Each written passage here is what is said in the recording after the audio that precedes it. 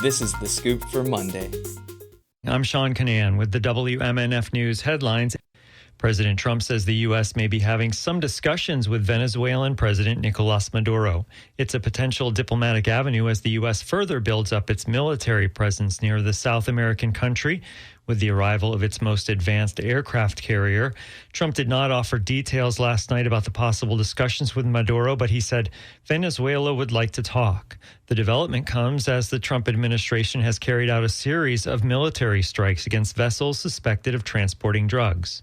Meanwhile, WMNF's Leah Burdick reports yesterday demonstrators marched in downtown St. Petersburg protesting U.S. airstrikes on vessels off the coast of Venezuela. Over 50 demonstrators gathered by Mirror Lake protesting the U.S. military forces off the coast of Venezuela. Demonstrators said this is another example of the Trump administration trying to escalate military force. Demonstrator Adam Shills is a Pinellas resident. Isn't because of any drug danger from Venezuela. As a matter of fact, there is very little drug movement from Venezuela into the United States. What it's about is the U.S. reasserting itself as a global power. Multiple demonstrators agreed with Shills that this is not about drugs. Danielle Miniger is a member of Students for a Democratic Society. It's completely illegal. Congress has already tried to introduce 2 war powers resolutions, which have failed. And so it's going to rely on us, the people, to be able to, fight back. He says the attacks in the Caribbean are a violation of international law. After listening to multiple speakers, demonstrators began marching downtown, chanting, U.S. out of Venezuela. For WMNF News, I'm Leah Burdick in St. Petersburg. A candidate qualifying period starts today for the Florida legislature. A Democratic candidate has emerged to run in a special election for House District 52 in Sumter and Hernando counties. According to the State Division of Elections website, Democrat Pamela K. Bivens opened a campaign account Friday to run to try to replace former State Representative John Temple, a Republican. Also in the race is Republican Samantha Scott. The seat opened when Temple was named president of Lake Sumter State College.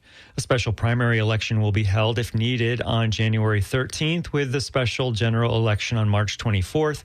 The qualifying period ends at noon tomorrow. Rezoning for a large housing development got unanimous approval Thursday by the Manatee County Planning Commission. WMNF's Leah Burdick reports Lennar Homes plans to develop 683 acres by Buckeye Road in Parrish. The land is expected to become more than 2,000 single-family homes and 15,000 square feet of public-use facilities, potentially for a fire department. The design will preserve 99% of wetlands, with 30 feet of buffer between wetlands and development. Fire Chief Stacy Bailey says having a fire station in this area is essential. We're highly desperate need of a fire district in that area.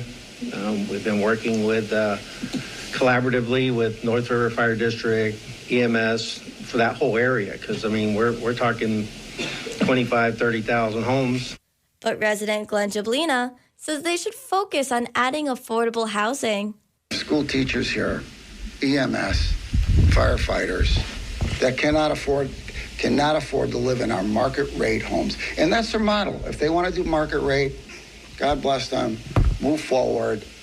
But not to include the community in their community is a moral flaw as far as I'm concerned. 2 commissioners agreed with Jablina that Lennar Homes should try to work this into their plans. However, commissioners unanimously approved rezoning for the project. For WMNF News, I'm Leah Burdick. It'll be partly cloudy and warm today with highs in the low 80s. Partly cloudy tonight, overnight lows in the low 60s. Tomorrow, sunny and hot, highs in the mid 80s. I'm Sean Canan with the WMNF News headlines. This is The Scoop, recorded at WMNF Tampa.